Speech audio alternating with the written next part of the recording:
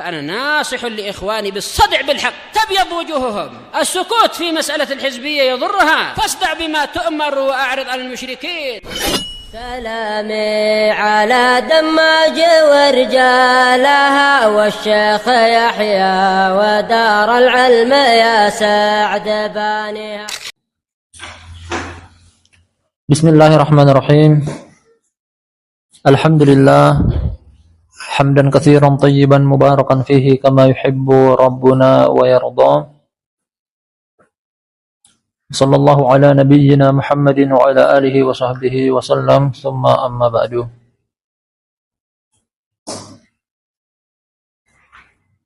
Ikhwani fillah rahimani wa rahimakumullah. Kembali kita akan mengkaji kajian dari kitab Al-Jami'us Shahih fi Tauhid Rabbil Alamin. Sebuah tulisan milik Fadilatul Syekh Abu Amr Abdul Karim Al-Hajuri Al-Umari Al-Yamani hafizahullah ta'ala. Sesuai dengan judulnya bahwa kitab ini kajiannya adalah Tauhid pengesaan Rabb semesta alam, yang beliau persyaratkan bahwasanya hadis yang beliau masukkan adalah hadis-hadis yang sahih. Kita masih berada pada pada pertemuan beberapa hari terakhir ini dari judul bab Ad-Da'watu ila Tauhid, menyeru kepada tauhid. Semakin sempurna tauhid seseorang apabila dia ikut ambil andil juga dalam menyebarkan, dalam mendakwakan tauhid. Kita akan baca hadis yang berikutnya. Kata Syekh Abu Amr Abdul Karim Al-Hajuri Al-Yamani hafizahullah, As-Sani wal khamsun ba'dal mi'ah, hadis yang ke-152. Qala Imam Bukhari rahimahullahu ta'ala, berkata Imam Bukhari, Muhammad bin Ismail bin Mughirah, kunyanya Abu Abdullah Al-Bukhari, dijuluki oleh Imam Ad-Darqutni, dia adalah Imamud Dunya. Qala haddatsana Abdullah bin Yusuf Al-Kilai, kunyanya Abu Muhammad.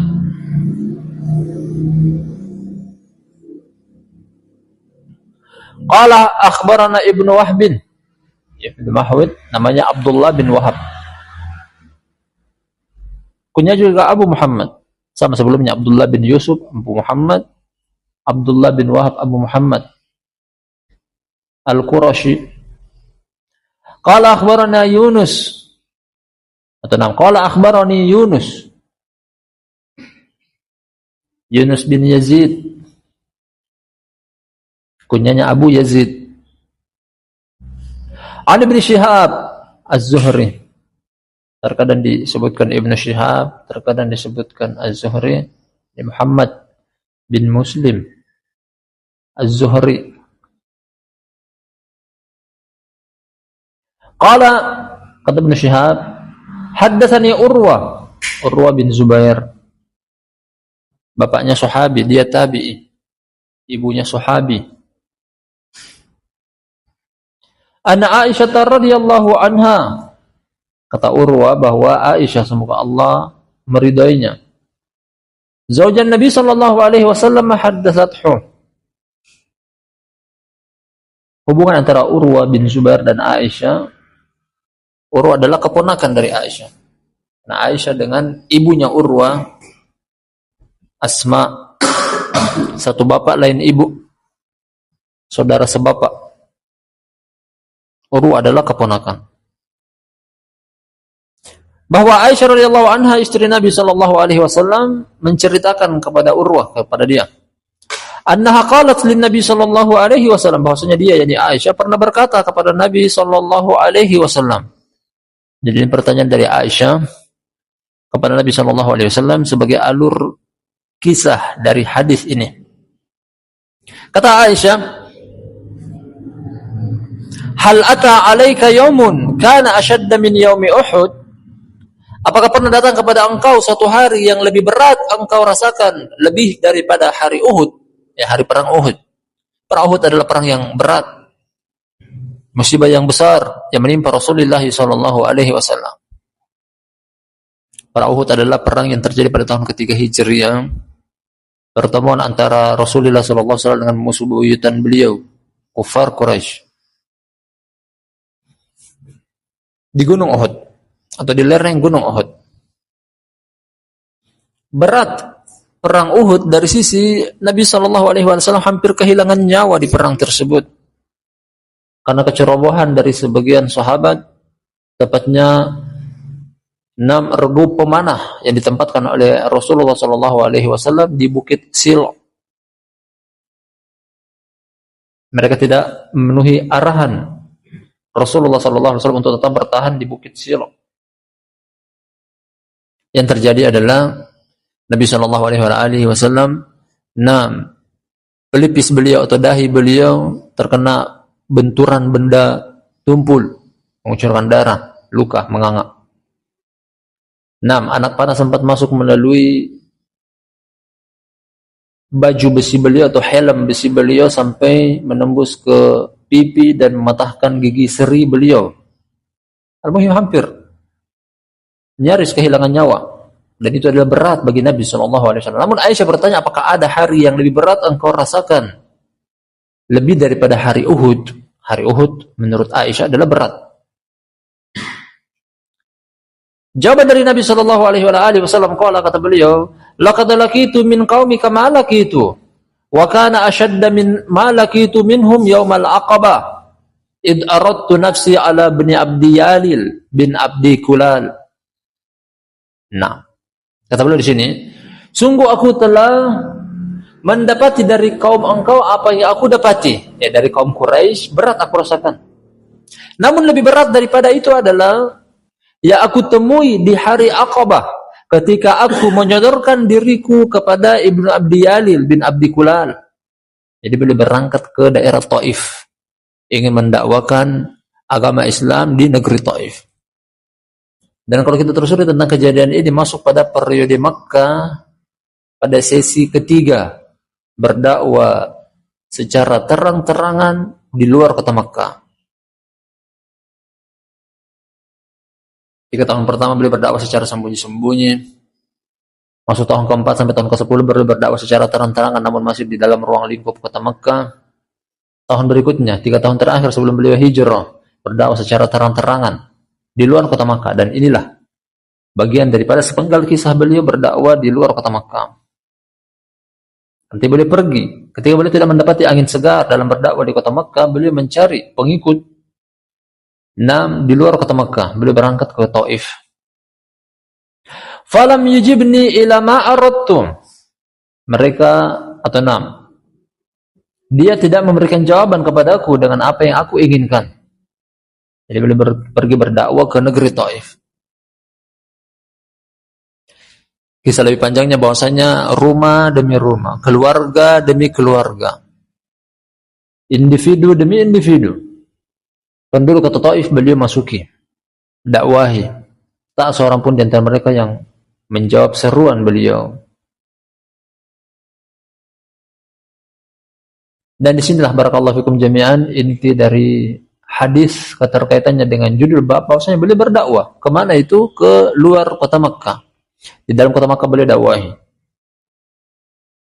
Lebih daripada itu beliau pun berdakwah di luar kota Makkah, di Taif. Seperti pada kisah ini. Dia tidak menjawab kepadaku apa yang aku inginkan.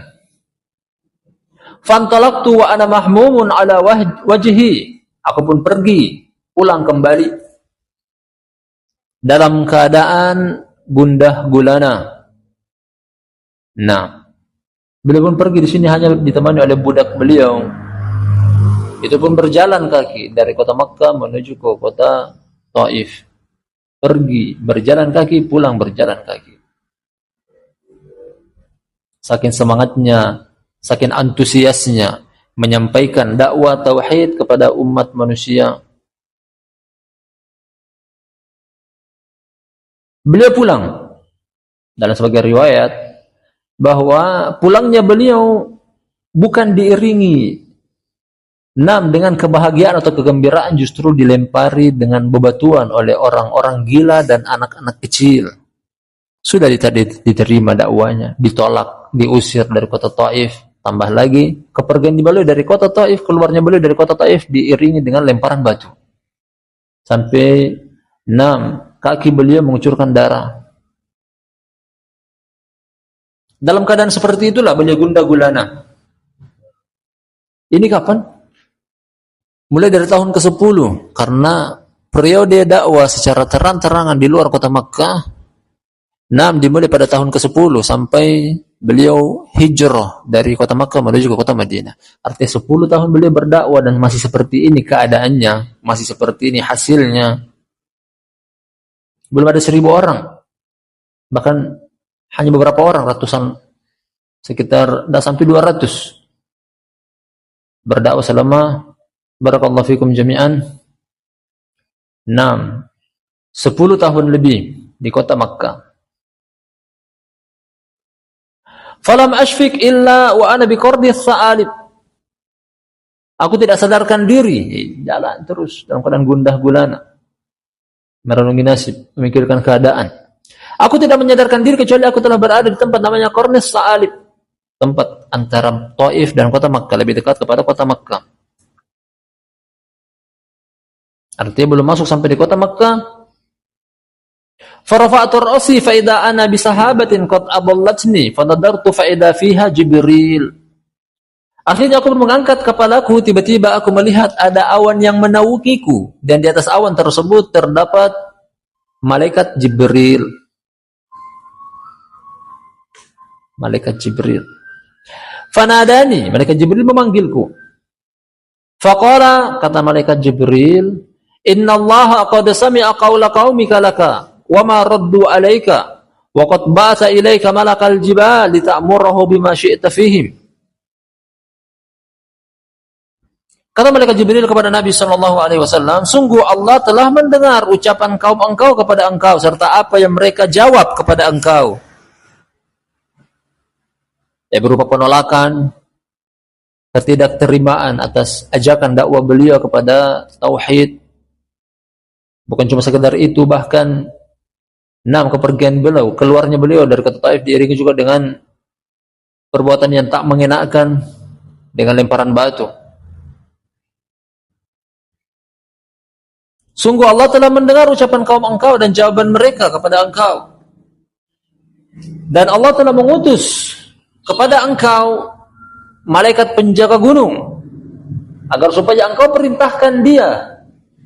Perintahkan. Malaikat penjaga gunung apapun yang engkau inginkan.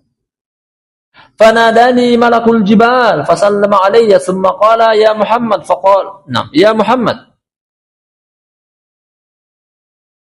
Akhirnya malaikat penjaga gunung memberikan salam kepadaku seraya mengatakan wahai Muhammad. Jadi malaikat memberikan salam kepada Nabi sallallahu alaihi wasallam sambil menyeru dengan ucapan ini, wahai Muhammad. Faqala, kata Nabi sallallahu alaihi wasallam, kata malaikat penjaga gunung, dalika fi ma syi'ta in syi'ta an utbiqa alaihimul akhsyabain. Wahai Muhammad, seandainya engkau inginkan, aku akan timpakan kepada mereka kaum yang mendustakan, yang tidak menerima, yang menolak dakwaan engkau tersebut. Aku akan timpakan mereka kepada 2 gunung besar di kota Mekah. Jadi pembelaan dari Allah Subhanahu wa taala, barakallahu fikum jami'an, kepada Nabi sallallahu alaihi wa ala alihi wasallam dengan cara mengutus malaikat penjaga gunung untuk menimpakan gunung besar yang terletak di kota Makkah kepada orang-orang yang mendustakan beliau. Subhanallah. Seperti ini pembelaan dari Allah Subhanahu wa taala kepada para pelaku dakwah tauhid. Jadi tidak perlu khawatir orang terima atau tidak, selama engkau berada di atas dakwah tauhid, Allah lah yang akan membela engkau. Meskipun seisi dunia memusuhi engkau.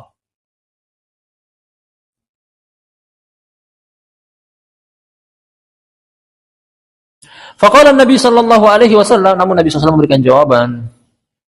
Bal arju ay yukhrijallahu min aslabihim may ya'budullaha wahdahu la yusyriku bihi syai'an. Bahkan yang aku harapkan adalah agar supaya Allah mengeluarkan dari keturunan mereka seseorang yang beribadah kepada Allah semata dan tidak menyekutukannya dengan sesuatu apapun. Subhanallah. Tepat apa yang Allah Subhanahu wa taala katakan bahwasanya wa ma arsalnaka illa rahmatan lil alamin. Tidaklah kami mengutus engkau kecuali bentuk kasih sayang kepada alam semesta. Kurang apa beliau disakiti? Kurang apa beliau didolimi? Padahal beliau mengajak kepada kebaikan, bukan kepada keburukan. Namun seperti itulah orang yang mengajak kepada kebaikan akan ada dua reaksi dari dua jenis orang. Yang mendukung walhamdulillah dan itu jumlahnya sangat sedikit. Dan yang lebih banyak adalah penolakan. Sebagian ulama mengatakan bahwa ketika engkau berdakwah kepada dakwah tauhid, jangan mengharap diberikan bingkisan bunga atau tepuk tangan atau persetujuan dari orang, tidak. Yang adalah seperti ini, lemparan batu, ejekan, olok-olokan. Bukan diberikan karangan bunga, selamat engkau telah berdakwah. Yang diberikan adalah terzalimi, tersakiti.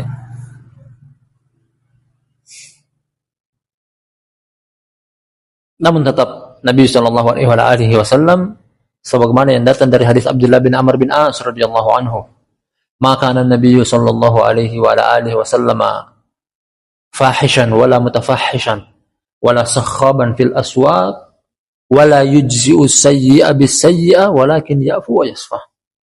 Kata Abdullah bin Amr bin As radhiyallahu anhu, Nabi sallallahu alaihi wasallam bukanlah orang yang berbicara kotor atau kasar, tidak pernah berteriak dengan suara lantang di pasar, tidak juga membalas kejelekan dengan kejelekan, namun beliau mengampuni dan memaafkan. Sallallahu alaihi wasallam.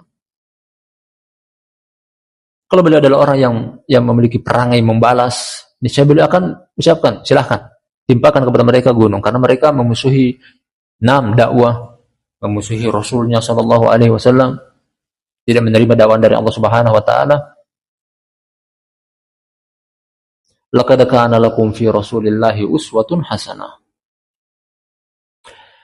Tapi sebelum kita akhiri hadis ini, barakallahu fikum jami'an, keterkaitan antara hadis ini dengan judul bab jelas sekali dari alur cerita yang dikisahkan oleh Aisyah kepada Urwah yang dibawakan oleh Imam Bukhari, bahkan hadis ini juga riwayat Imam Muslim, berarti muttafaqun alaih.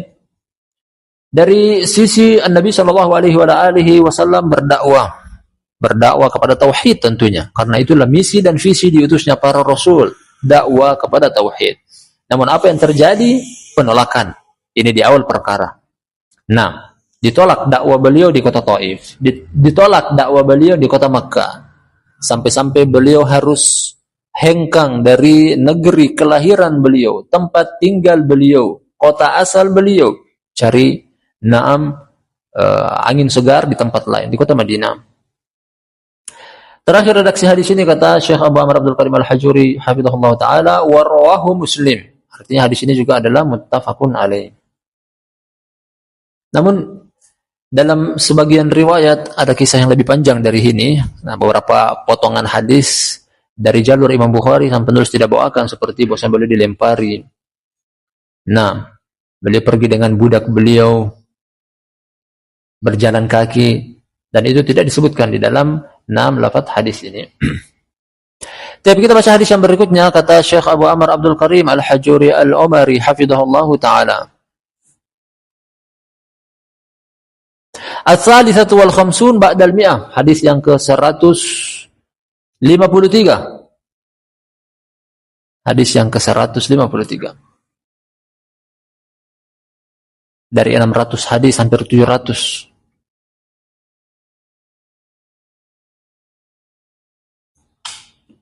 Kurang lebih seperempat, mendekati angka seperempat dari 6 kitab ini telah kita baca. Qala Imam Ahmad rahimahullahu taala, berkata Imam Ahmad bin Muhammad bin Hanbal,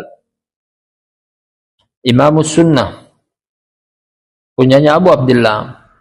Imam Bukhari kunyanya Abu Abdullah, Imam Ahmad kunyanya Abu Abdullah, Imam Malik kunyanya Abu Abdullah, Imam Syafi'i kunyanya juga Abu Abdullah.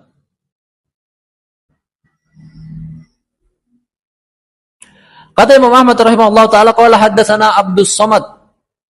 Abdus Samad bin Abdul Warith. Ini juga guru dari Imam Bukhari. Kunyanya Abu Sahal. Abdus Samad bin Abdul Warith. Qala haddatsana Hammad bin Salamah, Abu Salamah, Imam. Imam Al-Basri. Qala haddatsana Sabit bin Aslam Al-Bunani, juga Basri, murid senior dari Anas. An Anas radhiyallahu anhu, Anas bin Malik, akhiru sahabat Nabi sallallahu alaihi wasallam, mata bil Basrah. Sahabat Nabi sallallahu alaihi wasallam yang paling terakhir meninggal di kota Basrah. Jadi Anas bin Malik termasuk sahabat yang diberikan usia yang panjang, umur yang panjang oleh Allah Subhanahu wa taala. Makanya banyak dia bertemu dengan fitnah-fitnah.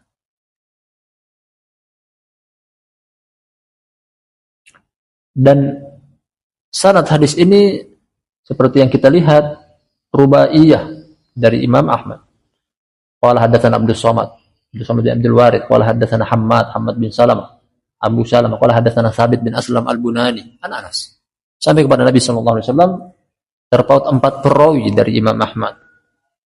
Kata Anas, anna Nabi sallallahu alaihi wasallam, bahwa Nabi sallallahu alaihi wasallam dakhala ala rajulin min Bani Najjar ya'uduhu. Pernah Nabi sallallahu alaihi wasallam masuk kepada seseorang dari kalangan Bani Najjar menjenguknya. Artinya orang ini sedang sakit. Dalam sebagai riwayat dari Imam Ahmad juga, ar-rajulun minal ansor.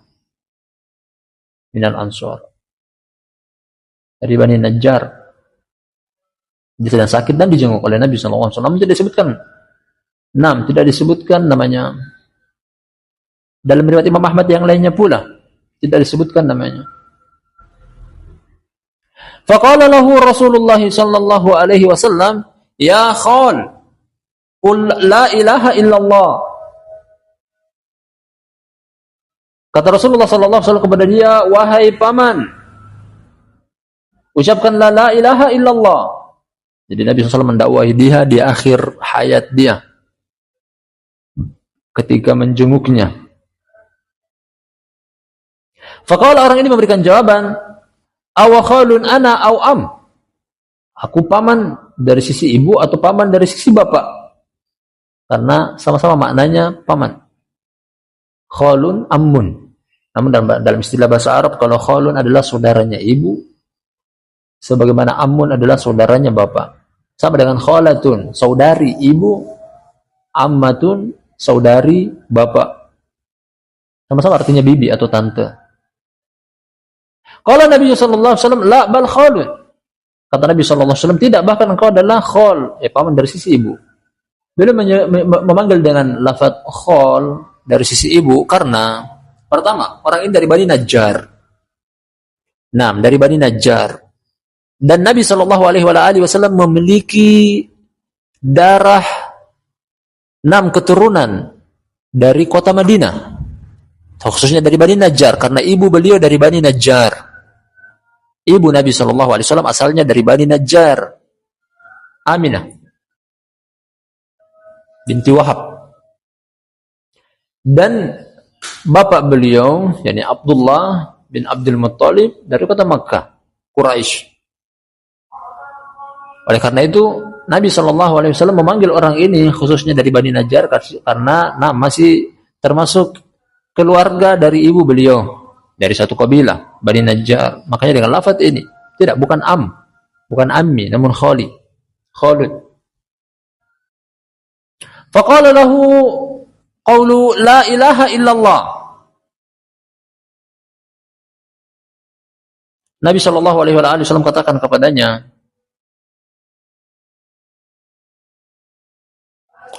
orang ini bertanya kepada Nabi sallallahu alaihi wasallam, "Qaulu la ilaha illallah wa khairul li?" Orang ini bertanya, "Apakah ucapan la ilaha illallah lebih baik bagi aku?" Qala, kata Nabi sallallahu alaihi wasallam, "Na'am." Iya. Sebagaimana yang beliau juga diktekan atau imlakan kepada paman beliau Abu Thalib, Yang beliau berikan alasan bahwasanya kalimatan uhajjulaka biha indallah, ya am qul la ilaha illallah kalimatan uhajjulaka biha indallah. Dan ini yang Nabi sallallahu alaihi wasallam ingin menyeru orang ini juga. Alasan bahwasanya kalimat ini aku bisa membela engkau di depan Allah Subhanahu wa taala. La ilaha illallah.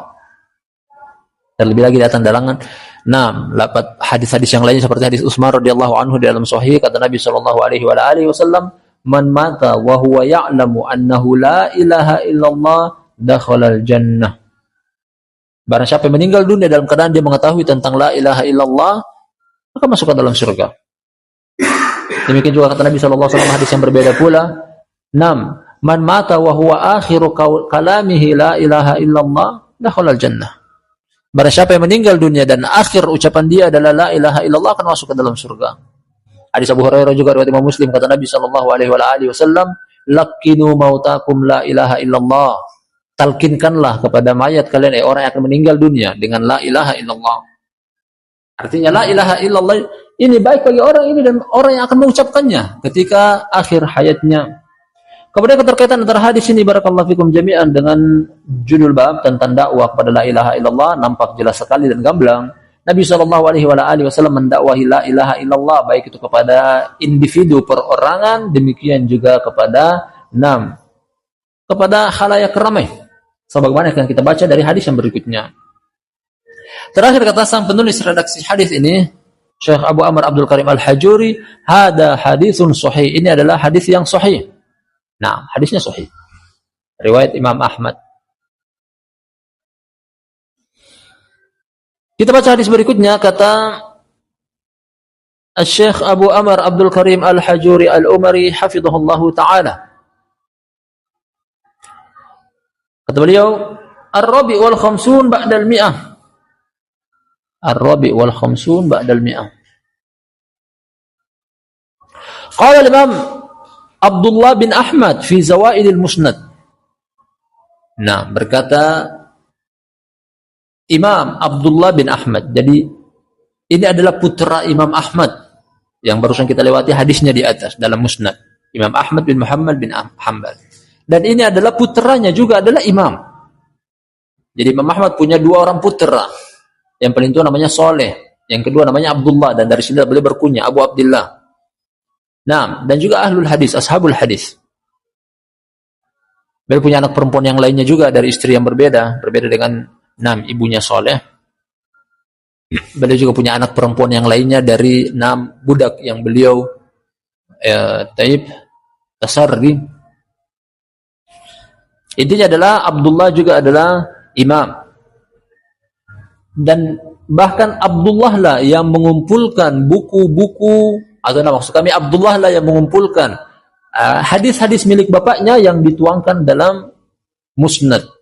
Dan ini adalah bagian daripada hadis yang Abdullah yakni sang anak dapati dari hadis bapaknya dan dia tambahkan.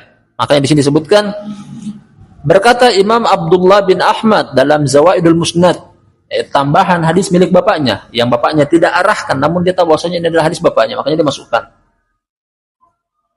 Jadi Imam Ahmad punya buku namanya Musnad. Ditulis juga oleh sendiri oleh anaknya yang diarahkan oleh beliau.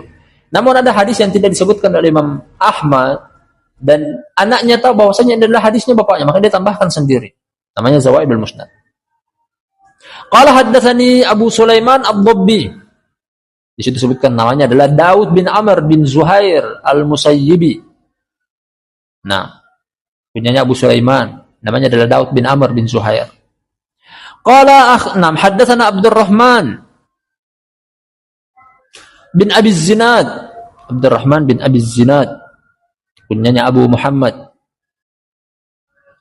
An abihi. Abihi Abu Zinad. Abu Zinad adalah julukan. Walaupun dia punya kunyah yang lain yang kunyahnya adalah Abu Abdurrahman. Karena anaknya namanya Abdurrahman. Abu Zinad adalah laqab. Kunyahnya Abu Abdurrahman. Abdurrahman bin Abi Zinad dari bapaknya yakni Abu Zinad. Abu Zinad adalah laqab. Kunyahnya adalah Abu Abdurrahman. Namanya Abdullah bin Dakwan. An Rabi'ah bin Abbad ad-Dili. Rabi'ah bin Abbad ad-Dili.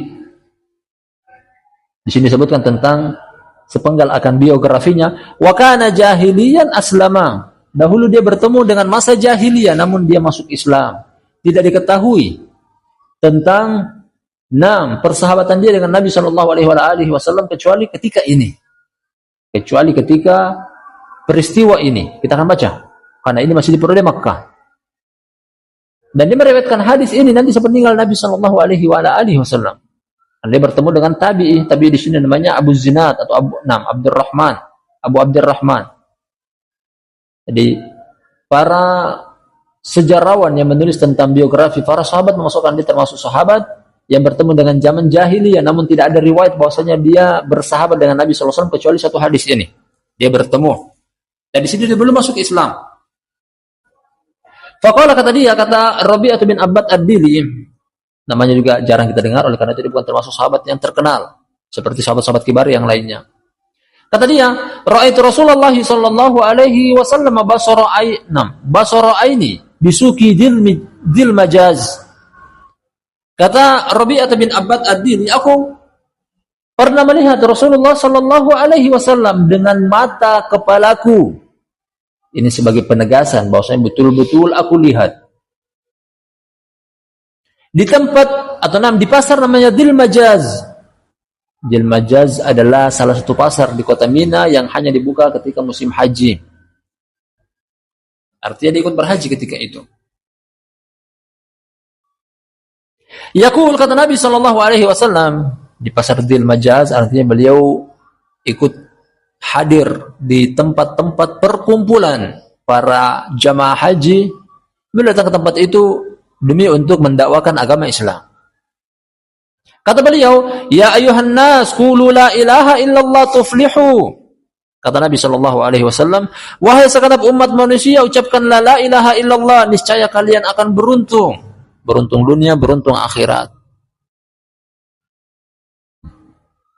Dan inilah keterkaitan dengan judul bab, bahwasanya Nabi sallallahu alaihi wasallam mendakwakan la ilaha illallah, baik itu untuk perorangan seperti hadis yang baru kita lewat tadi dari Imam Ahmad, dari seseorang dari Bani Najjar, atau perkelompok jamaah beliau dakwah seperti yang terjadi di sini. Wahai segenap umat manusia, ucapkanlah la ilaha illallah, niscaya kalian akan beruntung. Di perkemahan jamaah haji di Mina, di pasar Dil Majaz. Dan ini juga barakallahu fikum jami'an termasuk landasan hukum yang kuat bahwasanya dakwah bukan cuma di majelis taklim, dakwah dimanapun. Di pasar bertemu dengan orang, bertemu di masjid umum, mendakwakan seseorang untuk masuk meluk agama Islam atau ke dalam dakwah sunnah.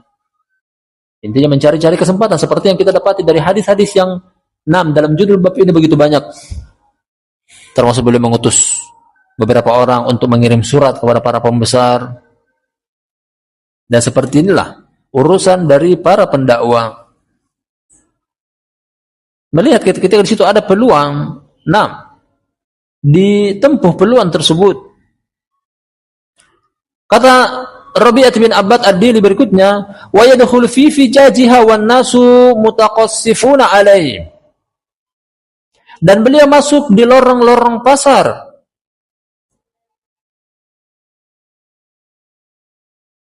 Dan orang-orang mutaqassifun ada maknanya meneriaki beliau, ada juga hanya terdiam, diterangkan dengan riwayat yang setelahnya di sini. Fama ra'aitu ahadan yaqulu syai'an. Aku melihat tak seorang pun yang mengucapkan sesuatu pun. Ini di antara makna mutaqassifun, mereka mengerumuni beliau. Mengerumuni. Dan tak ada yang berbicara. Artinya apa? Tak ada yang menanggapi. Tak ada yang memberikan jawaban. Tak ada yang memberikan reaksi. Baik itu menerima ataupun menolak. Namun ada satu orang nanti akan datang. Wa huwa la yaskut, dan beliau tidak pernah diam. Yaqul, beliau terus mengucapkan ayyuhan nas qulu la ilaha illallah tuflihu. Wahai segenap umat manusia, ucapkanlah la ilaha illallah, niscaya kalian akan beruntung. Itu terus yang beliau ulang-ulang. Orang dengar atau tidak tak peduli, yang penting beliau sampaikan. Karena itu adalah kewajiban dari Allah kepada beliau. Tugas dan tanggung jawab yang Allah embankan kepada beliau. Orang mau dengar tak peduli. Yang penting beliau sampaikan. Ada dari kisah ini bahwasanya beliau masuk bahkan di lorong-lorong pasar tersebut sambil mengucapkan la ilaha illallah. Nah, mendakwakan la ilaha illallah. Orang mengerumuni beliau, tidak ada mengeluarkan sepatah kata pun. Artinya tidak memberikan reaksi jawaban mau atau tidak. Illa anna wara'ahu rajulan ahwal wadi'al wajhi dha qadiratayn yaqulu innahu sabi kadibun. Kecuali ada seseorang di belakang dia, di belakang Nabi sallallahu alaihi wasallam. Ahwal, orang makna tentang ahwal dalam kamus ahwal artinya adalah mata juling. Yang kedua bola matanya menghadap kepada satu arah. Ahwal, mata juling. Atau makna yang lain juga adalah ahwal diterangkan di sini wadi al-wajhi, memiliki wajah yang bersih. Dagodi rotaini, artinya rambutnya panjang dan diikal dua. Diikat. Karena rambut panjang di kala itu merupakan tradisi bangsa Arab. Lambang kelaki-lakian. Namun Nabi SAW rambut beliau dan juga bangsa Arab ketika itu hanya sebatas 6 pundak dan tidak lebih daripada itu. Karena lebih daripada itu adalah tradisi perempuan. Yaqul, orang tersebut mengatakan. Orang tersebut adalah akan datang nanti disebutkan Abu Lahab, paman Nabi SAW sendiri. Yaqul, orang tersebut mengatakan innahu sabi. Ya, dia telah keluar dari agama kaumnya. Sabi artinya adalah orang yang menyelisihi agama kaumnya. Bahasa kita murtad. Dia adalah pendusta. Fakultu, aku katakan, kata Rabi'ah bin Abbad ad-Dili, man hadha, siapa ini? Qalu Muhammad bin Abdullah wa huwa yadhkurun nubuwah. Mereka berikan jawaban karena dia sendiri tidak tahu siapa ini, dia mencari tahu. Rabi'ah bin Abbad bertanya, siapa ini? Mereka berikan jawaban, dia adalah Muhammad bin Abdullah, dia mengaku-ngaku kenabian. Qultu man hadha alladhi yukadzibu, kalau begitu siapa yang mendustakannya? Qalu ammuhu Abu Lahab. Yang mendustakannya adalah pamannya sendiri, yakni Abu Lahab. Paman.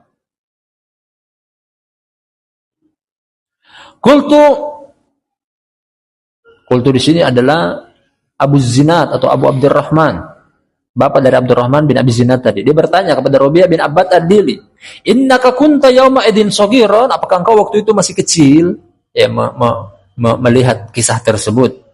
Karena sampai Nabi SAW meninggal dunia, baru orang ini masuk Islam, artinya butuh waktu kurang lebih daripada 10 tahun, 13 tahun. Karena ini dakwah di periode di luar kota Makkah, dakwah secara terang-terangan karena di Mina. Apakah engkau waktu itu masih kecil? Qala la wallahi inni yawma idin la akil. Tidak, demi Allah, sungguh aku pada hari itu sudah berakal. Artinya sudah dewasa atau kurang lebih remaja. Nah, aku sudah memahami apa yang aku ceritakan kali ini. Demikian juga kisah yang dibawakan oleh dia di sini, bahwasanya seperti yang terjadi. Makanya boleh sebutkan kepada kita di sini Syekh Abu Amr sang penulis Habibullah taala, wa hadha isnadun dha'ifun li ajli Abdurrahman bin Abi Zinad wa huwa dha'ifun la siyama fi abihi kama fi tahdhib at-tahdhib. Hadis dari sanad dari hadis ini adalah lemah dikarenakan ada Abdurrahman bin Abi Zinad, dia adalah lemah, dhaif. Terlebih lagi dia meriwayatkan dari bapaknya sebagaimana dalam kitab Tahdhib at-Tahdhib milik Imam Ibnu Hajar. Lakinnahu yasluhu fi syawahid wal mutaba'at wa yuqawwihi hadits Tariq bin Syihab al-mutaqaddim wa huwa sahih. Akan tetapi hadis ini memiliki pengikut dan menguatkan hadis ini. Artinya menaikkan hadis ini menjadi derajat hasan li ghairi. Hasan dengan yang lainnya. Datang dari hadisnya Tariq bin Syihab yang menceritakan kisah yang sama. Tariq bin Syihab juga dari hadis yang pernah kita baca di bab-bab sebelumnya menceritakan kisah yang sama, bahwasanya Nabi SAW mendakwakan la ilaha illallah di pasar-pasar musim haji di Mina. Nah, sambil mengucapkan ucapan yang sama, ya ayuhan nas qulu la ilaha illallah tuflihu. Kesimpulannya hadisnya adalah wa huwa sahih. Terakhir kata beliau di sini, nah wa huwa sahih. Dan keterkaitan antara hadis ini dengan jurubab jelas sekali, gamblang sekali bahwasanya Nabi SAW mendakwakan la ilaha illallah baik itu per individu di hadis yang sebelumnya, hadis riwayat Imam Ahmad, dari seseorang yang beliau jenguk ketika sakit dari kalangan Bani Najjar dan juga mendakwakan tauhid secara halayak ramai, seperti kisah yang barusan kita baca dari hadis Rabi'ah bin Abbad Ad-Dili radhiyallahu anhu. Nah, barakallahu fikum jami'an, yang sempat kita ambil pada pertemuan kita malam hari ini ada 3 hadis, dan pada pertemuan berikutnya kita akan lanjut dengan hadis-hadis yang lain pula. Wallahu taala alam bisawab. Kita akhiri, subhanakallahumma wa bihamdika asyhadu an la ilaha illa anta astaghfiruka wa atubu ilaik.